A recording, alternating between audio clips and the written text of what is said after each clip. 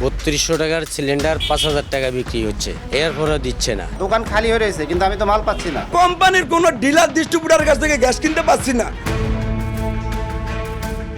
LP gas নেই, রাজধানীর অনেক দোকানে সাঁটানো এমন নোটিশ। সংকটের মধ্যে দাম নিয়েও চলছে নৈরাজ্য।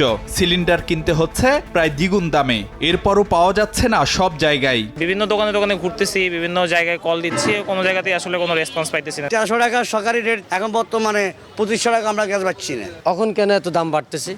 এখন এটা দেখার তো কেউ নেই। আমার এখানে যা বোতল পিছনে দেখতেছেন সবগুলি খালি বোতল, এজন্য আমি এটা টানাইতে বাধ্য হয়েছি। কেবল বাসাবাড়িতে রান্নাবান্নাই নয়, সংকটের প্রভাব এলপিজি বা অটোগ্যাস নির্ভর পরিবহন খাতেও। কোনো স্টেশন বন্ধ, আবার কোনোটিতে যানবাহনের দীর্ঘ সারি। 1 ঘন্টা ধরে ঘুরতেছি, এলপিজির দাম বাড়ানোর পর থেকে এরকম চলতেছে। দোকানে যেন আগে লাইন থেকে আউট করে দেয়, মানে ব্যারিকেড দিয়ে রাখছে, কোনো গ্যাস নাই, বন্ধ।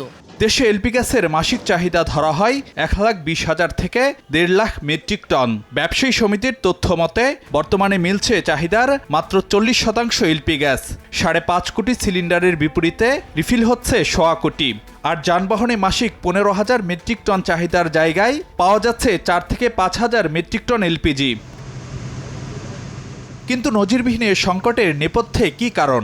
এলপিজি খাত সংশ্লিষ্ট সূত্রগুলো বলছে, বৈশ্বিক পরিস্থিতি, মার্কিন নিষেধাজ্ঞা থাকায় জাহাজ সংকট, ঋণপত্র খোলা সংক্রান্ত জটিলতায় বেশ কিছু কোম্পানির উৎপাদন বন্ধ।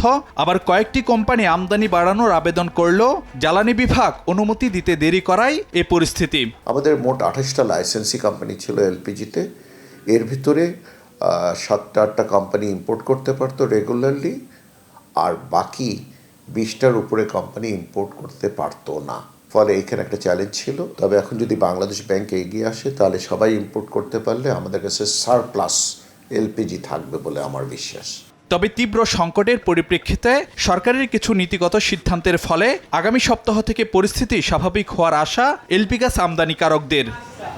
দোকান ভর্তি সিলিন্ডার থাকলেও তার কোনোটিতে নেই গ্যাস, যা বলে দিচ্ছে সংকটের তীব্রতা। আর এর মাসুল দিতে হচ্ছে সাধারণ মানুষকে। পরিস্থিতি স্বাভাবিক হওয়ার বিষয়ে বিভিন্ন পক্ষ আশ্বস্ত করলেও বাস্তবতা এখনও ভিন্ন।